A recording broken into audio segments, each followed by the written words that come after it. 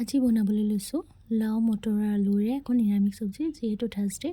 প্ৰথমে কেৰাহীত তেল দিব, তেলতে পিঁয়াজ দিলোঁ, তাতে তেজপাত দুখিলামানো দিলোঁ আৰু অকণমান পাঁচফোৰণো দি পিঁয়াজখিনি ৰঙা হোৱাকৈ অকণ সময় ভাজি ল'লোঁ।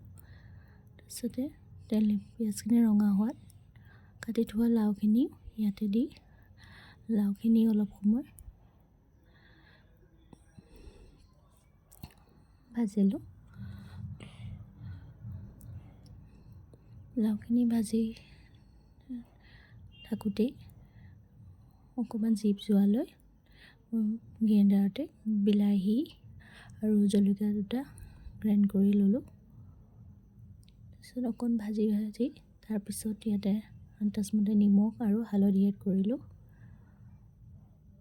সেইখিনি অকণ ভাজাৰ পিছত গ্ৰাইণ্ড কৰি থোৱা বিলাহী জলকীয়া পেষ্টটো এড কৰি দিলোঁ ইয়াতে।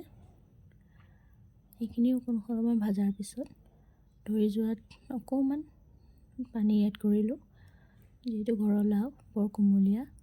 সেইখিনি ধুনীয়াকৈ সিজি আহিল আৰু পিছত ধনিয়া দি নমাই থ'লোঁ।